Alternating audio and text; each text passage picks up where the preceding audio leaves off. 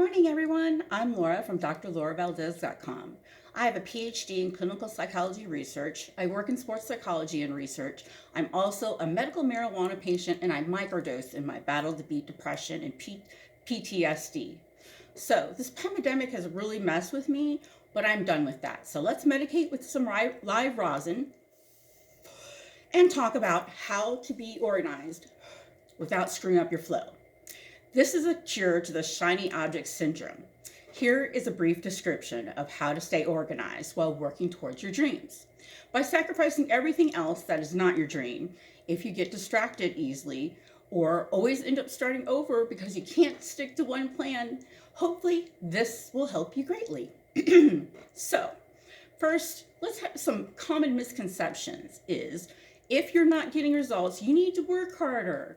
If you're not where you want to be, you need to work more. Life is a struggle, and that's just the way it is. Keeping everything together is difficult. It's painful to say those things. Anyways, none of them are true. Here is what I have found to be true in my own experience. Organization equals what you prioritize. It's not about doing everything, it's about doing the right things. It's not about what goes where, it's about what goes first. It's not about fitting it all in, it's about letting go of the things that don't matter. It's not about saying yes to everything, it's about saying no to the things that aren't essential. And now, here's some practical steps to implement these concepts in your life today. This is number one, empty your cup. I've had the hardest time with this, but you've got to be able to put everything down for a minute. If you don't have some sort of meditation practice or prayer practice, you need one. You don't have to sit on the floor. You can go for a walk, jump in the lake, hang with your puppy dogs, whatever. You know, the idea is you just need to make sure that you take a small portion of your day to just turn off your brain. So only when you let your mind settle can you actually sort through what is important to you and what you've been just doing every day just because you did it the day before. Put everything down for a minute. Okay. Number two, see the big picture. So when we're running all over the place, we don't have the time or space to just take a step back and actually see things clearly. When you can see the big picture, it becomes much easier to organize your life.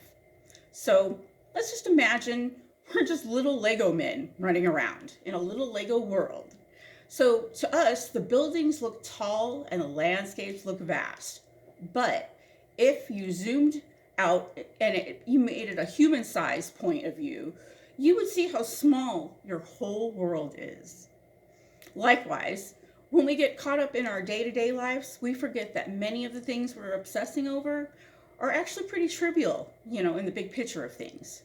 So once you've put everything down for a moment, you need to connect the dots mentally.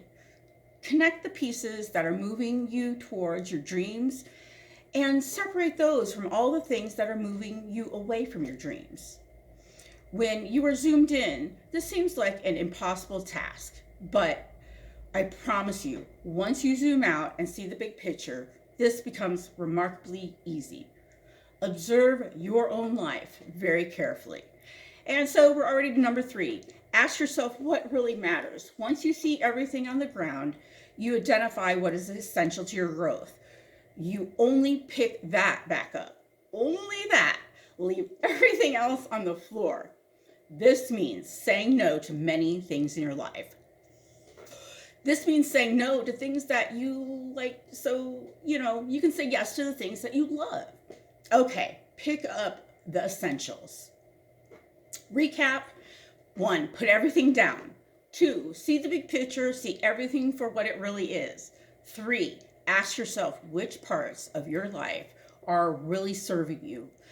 In the beginning, this will be challenging, but with practice, you become